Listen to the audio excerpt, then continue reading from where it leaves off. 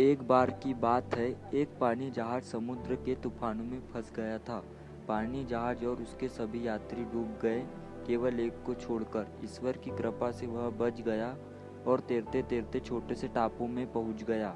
वहां वह ईश्वर से प्रार्थना करने लगा, हे ईश्वर, कोई मुझे यहाँ बचाने के लिए आ जाए। पूरा दिन गुजर गया पर कोई उसे बचाने के लिए नहीं आया। फिर वह रात को रेत में ही सो गया। दूसरे दिन उसने फिर प्रार्थना की, कोई उसे बचाने के लिए नहीं आया। इस तरह से दिन गुजरते गए। वह रोज प्रार्थना करता, कोई मदद नहीं आई। 1 महीने बाद वह हार मान चुका था। उसने सारी उम्मीदें खो दी थी और टापू में लकड़ी का झोपड़ा बनाकर रहने लगा। वह नारियल का पानी पीता, जंगल के फल खाता और मछलियों का शिकार कर खाता था।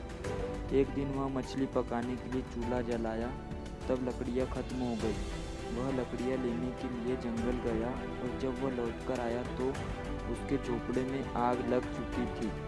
यह देख वह बहुत उदास हुआ और ईश्वर को कोसने लगा। उसने कहा, ईश्वर, आप बहुत निर्दय हो। मैंने मदद मांगी, आपने मदद नहीं भेजी। मैंने रहने के लिए झोपड़ा बनाया, आपने उसे भी जला दिया। ईश्वर, आप बहुत निर्दय हो। वह पूरा दिन ईश्वर को कोसते रहा। रात हो गई और वह बाहर रेत में ही सो गया। सवेरे जब उसकी नींद खुली तब उसने एक बड़े से पानी जहाज को सामने पाया। उसे अपनी आंखों पर भरोसा नहीं हो रहा था कि कोई उसे बचाने के लिए आ गया है। वह पानी जहाज में चढ़ा और पानी जहाज चलने लगा।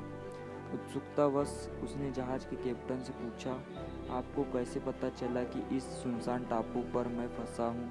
कैप्टन ने कहा, कल आपने ही तो फायर सिग्नल भेजा था। इस पर उस आदमी ने कहा, पर मैंने तो कोई फायर सिग्नल नहीं भेजा था। फिर उसे अपने जलते हुए झोपड़े की याद आई और वह समझ गया, कैप्टन ने उसके जलते झोपड़े को फायर सिग्नल समझ लिया है। उसे एहसास हुआ कि झोपड़े में आग लगना ईश्वर का ही प्लान था ताकि वह उस टापू से निकल सके। अब वह ईश्वर का शुक्रिया अदा करने लगा। तो दोस्तों, हमें इस कहानी से यह सीख मिलती है कि हम अपने सीमित बुद्धि से दुनिया को तो देखते हैं, लेकिन ईश्वर के प्लान को समझ नहीं पाते। जब भी बुरा वक्त आता है, हम भगवान को कोसने लगते हैं, जबकि हमें ईश्वर पर भरोसा रखकर अपने कर्म कार्य करना चाहिए। जब भी बुरा वक्त आए तो हमेशा याद रखना, इसमें भी ईश्वर ने आपके लिए कुछ अच्छा और बेहतर ही सोच रखा है। सही समय पर आने पर आपको पता चलेगा। इसलिए कभी हार मत मानिए, कर्म करते रहिए, फल आपको जरूर मिलेगा।